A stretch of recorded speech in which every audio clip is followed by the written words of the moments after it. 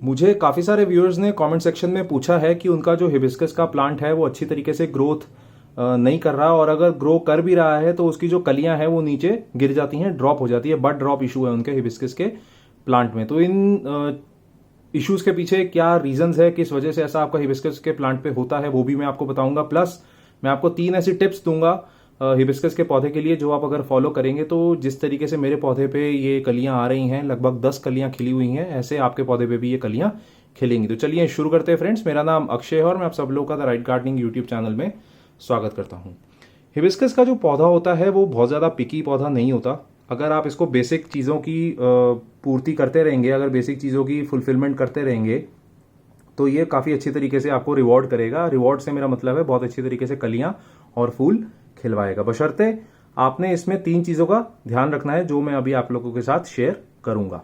काफ़ी लोग मेरे को कहते हैं कि उनका जो हिबिस्कस का प्लांट है वो ग्रो नहीं कर रहा, तो वो ये 3 टिप्स में कवर हो जाएगा, क्योंकि ग्रोथ इश्यूज कुछ ना कुछ डेफिशिएंसी की वजह से आते हैं और कुछ ना कुछ हम अगर अपनी प्लांट केयर में गलत कर रहे होते हैं उसकी वजह से आते हैं। प्लस अगर बड ड्रॉप इशू है तो बड ड्रॉप इशू सीधा सीधा आपका या तो फर्टिलाइजेशन की कमी है या आपकी इनकरेक्ट वाटरिंग शेड्यूल है।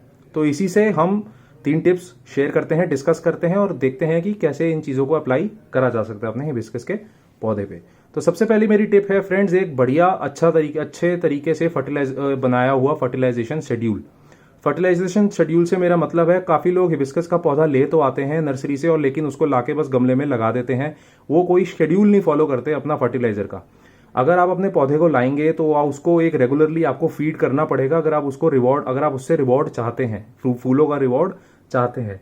मैं समझता हूं कि अगर फूल आपको मिल रहा है किसी पौधे से तो वो पौधा आपसे बहुत खुश है और इसलिए आपको वो रिवॉर्ड कर रहा है। तो जब कभी भी आप नर्सरी से या ऑनलाइन कहीं से भी अपना हिबिस्कस का पौधा लाएं या कटिंग से खुद उगाएं तो हमेशा एक फर्टिलाइजेशन का शेड्यूल मेंटेन करें ताकि उसको रेगुलर फीडिंग मिलती रहे, ताकि वो ग्रोथ भी अच्छी कर सके और फूल भी अच्छे से ग्रो कर सके।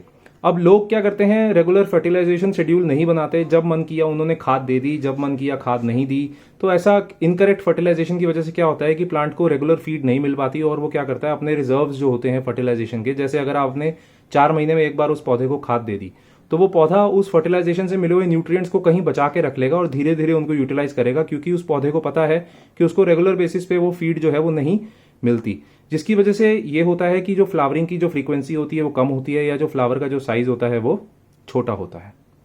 और यही लोग दूसरे गार्डनर्स को देख के काफ़ी खुश होते हैं क्योंकि उनके हिबिस्कस के प्लांट में बहुत बढ़िया कलियां खिली होती हैं और बहुत बढ़िया बड़े बड़े फ्लावर्स आ रहे होते हैं और उनकी जो फ्लावरिंग की फ्रीक्वेंसी होती है पौधे की वो भी ज़्यादा होती है। तो उनमें क्या डिफरेंस है, उसमें सिर्फ एक ये डिफरेंस है कि उन्होंने फर्टिलाइजेशन शेड्यूल मेंटेन किया हुआ है, वो रेगुलरली अपने प्लांट को फीड करते हैं। तो हर 15 से 20 दिन में आपने एक जो आप फर्टिलाइजेशन अपने मतलब का देना चाहते हैं अपने पौधे को, आपने देना है। मैं आपको 3 फर्टिलाइजर्स बताऊंगा जो आप इसमें दे सकते हैं। एक है कॉम्बिनेशन वर्मिंग कंपोस्ट और गोबर खाद का। वर्मिंग कंपोस्ट एनपीके का एक पूरा मिक्सचर है जिसमें थोड़ा थोड़ा तीनों मैक्रो न्यूट्रिएंट्स ठीक ठीक मात्रा में आपके पौधे को मिल जाते हैं। अगर आप इसमें गोबर खाद भी मिक्स कर देते हैं तो ये कॉम्बिनेशन और बहुत बढ़िया हो जाता है। तो ये कॉम्बिनेशन आपने कब देना है, ये कॉम्बिनेशन आपने हर 2 महीने में एक बार एक मुट्ठी भर के अपने पौधे में यहाँ पे नीचे गुड़ाई करके ऊपर टॉप सॉइल में अप्लाई कर देना है। ये मैं आपको ज़्यादा फ्रीक्वेंसी में अप्लाई करने के लिए इसलिए बोल रहा हूँ क्योंकि ये स्लो रिलीज फर्टिलाइजर्स होते हैं और इनको प्लांट को डाइजेस्ट करने में टाइम लगता है। दूसरा फर्टिलाइजर ऑप्शन है फ्रेंड्स एनपीके। कोई भी इक्वल रेशो का 19-19-19 या 20-20-20 रेशो का एनपीके फर्टिलाइजर आप अपने हिबिस्कस के पौधे को दे सकते हैं।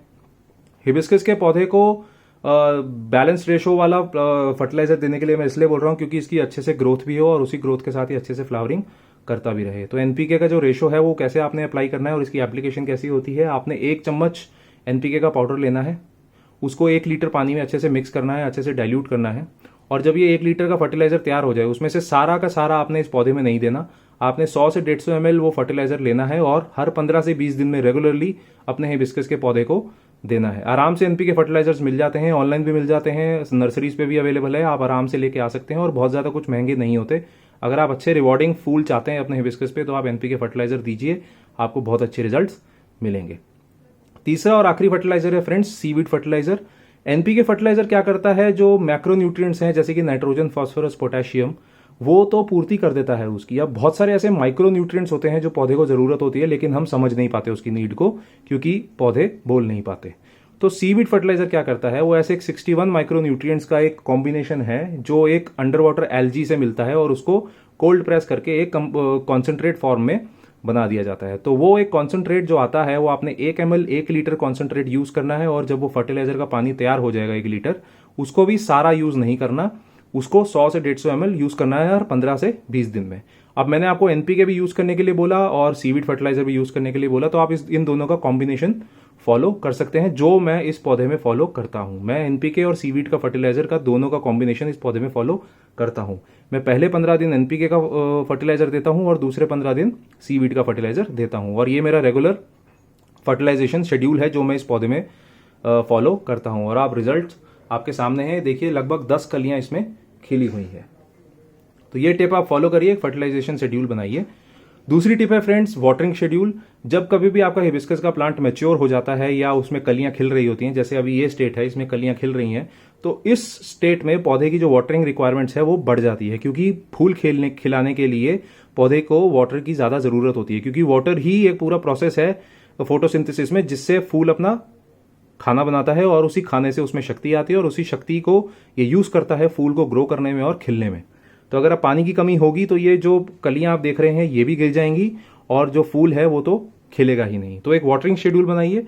मैं इस पौधे में क्या करता हूं, मैं इसमें डीप वाटरिंग करता हूं। डीप वाटरिंग से मेरा क्या मतलब है, अच्छे से जो गमले का टॉप है उसको मैं पानी से भर देता हूं और धीरे धीरे जो पानी है एब्जॉर्ब होकर नीचे तक पहुंच जाता है। इससे दो फायदे हैं, एक तो अंडर वाटरिंग और ओवर वाटरिंग से मैं अपने पौधे को बचा लेता हूं, क्योंकि एक शेड्यूल है मैं उसको फॉलो करता हूं। और डीप वाटरिंग से क्या होता है कि प्लांट को एक इंडिकेशन मिलता है कि नीचे तक पानी अवेलेबल है, तो वो रूट्स को उतना डीपली ग्रो करता है, और जितना डीप रूट सिस्टम किसी भी प्लांट का होगा उतना ही वो स्ट्रांग प्लांट ग्रोथ करेगा और फ्लावरिंग करेगा। तो एक अच्छा वाटरिंग शेड्यूल भी होना बहुत इंपॉर्टेंट है आपके पौधे में। तीसरी और आखिरी टिप मैं आपको बताऊंगा, इसको किसी भी तरीके के इंसेक्ट्स से बचाना। किसी भी तरीके के इंसेक्ट्स के जो हमले होते हैं या फंगस के हमले होते हैं उनसे आपके पौधे को बचाना। तो एकमात्र चीज है जो आप यूज कर सकते हैं वो है नीम खली। नीम खली और नीम ऑयल कॉन्सेंट्रेट, इस दोनों का कॉम्बिनेशन मैं यूज करता हूं as a pesticide, organic pesticide की तरह मैं इनको यूज करता हूं। ये दोनों ही ऑर्गेनिक पेस्टिसाइड्स हैं। मैं आपको केमिकल पेस्टिसाइड्स की सलाह भी नहीं दूंगा यूज करने के लिए अपने प्लांट्स में, क्योंकि वो लॉन्ग टर्म में आपके प्लांट्स की जो ग्रोथ है उसको खराब करते हैं और हेल्थ को भी खराब करते हैं। तो नीम खली एक ऑर्गेनिक फर्टिलाइजर है जिसको आप ऑनलाइन भी ले सकते हैं और नर्सरी से भी ले सकते हैं। पॉटिंग मिक्स बनाते हुए आप नीम खली थोड़ी सी 10 से 20% अपने पॉटिंग मिक्स में अप्लाई कर सकते हैं, या अगर आप पॉटिंग मिक्स बिना नीम खली के बना चुके हैं तो ऊपर से गुड़ाई करके एक मुट्ठी नीम खली हर 2 से 3 महीने में एक बार आप अपने पॉटिंग ऊपर गमले में डाल सकते हैं। वो धीरे धीरे प्लांट उसको जब आप पानी देंगे तो धीरे धीरे रूट्स तक वो पहुंच जाएगा। इससे क्या होगा कि आपके जो प्लांट्स की जड़ें हैं वो किसी भी तरीके के कीड़े या उनके अटैक से बचे रहेगा, और अगर प्लांट की जड़ें सुरक्षित हैं तो प्लांट भी हमारा सुरक्षित रहेगा। एक होता है, दूसरा ऑप्शन है आपके पास नीम ऑयल का स्प्रे, नीम ऑयल का कॉन्सेंट्रेट आता है। वो कॉन्सेंट्रेट को आपने 1 ml कॉन्सेंट्रेट को 1 लीटर पानी में अच्छे से डाइल्यूट करना है, मिक्स करना है। इसमें आप थोड़ा सा सोप भी मिला सकते हैं ताकि ये पेस्टिसाइड का जो सोल्यूशन है वो बहुत पावरफुल हो जाए। अब जब ये सॉल्यूशन तैयार हो जाएगा तो आपने इसको रेगुलरली 15 से 20 दिन में हर ऊपर प्लांट में आप फॉलिएज पे स्प्रे भी कर सकते हैं, प्लस डायरेक्टली सॉइल में भी अप्लाई कर सकते हैं। तो ये एक ओवरऑल सुरक्षा कवच की तरह काम करेगा आपके प्लांट का, जिससे किसी भी तरीके के अटैक्स इसमें नहीं होंगे। जैसे कि व्हाइट फ्लाइज का बहुत अटैक होता है हिबिस्कस में, और स्पाइडर माइट्स का भी बहुत अटैक होता है, तो उससे ये प्लांट जो है आपका सेफ रहेगा। तो ये 3 टिप्स हैं फ्रेंड्स, मैं पर्सनली इस पौधे में फॉलो करता हूं और रिजल्ट्स आपके सामने हैं, और मैं पूरा कॉन्फिडेंस से कह सकता हूं कि अगर ये 3 टिप्स आप अपने प्लांट में फॉलो करेंगे तो आपको बहुत अच्छे रिजल्ट्स मिलेंगे। और अगर आपको ऑलरेडी ऐसा कुछ रिजल्ट्स दिख रहा है अपने पौधे में तो प्लीज़ कमेंट सेक्शन में शेयर करिए, ताकि मैं भी आप लोगों से कुछ सीख सकूं और बाकी गार्डनर्स भी जो कमेंट पढ़ेंगे आपसे कुछ सीख सकें। और अगर इस वीडियो के बारे में आपका कोई भी सवाल है, कुछ भी पूछना चाहते हैं, कुछ कंफ्यूजन है, तो प्लीज़ वो भी कमेंट सेक्शन में मुझसे पूछिए, मैं आपको उसका जवाब दूंगा और हम फिर उसको आगे डिस्कस करेंगे। अगर आपको ये वीडियो अच्छी लगी तो प्लीज़ लाइक कमेंट शेयर जरूर कर दीजिए, और अगर आप लोगों ने मेरा चैनल सब्सक्राइब नहीं करा तो प्लीज़ कर लीजिए, ताकि मैं ऐसे ही वीडियोस आपके सामने लेके आता रहूं। तब तक के लिए अपना बहुत सारा ध्यान रखिए friends. Thank you, good bye.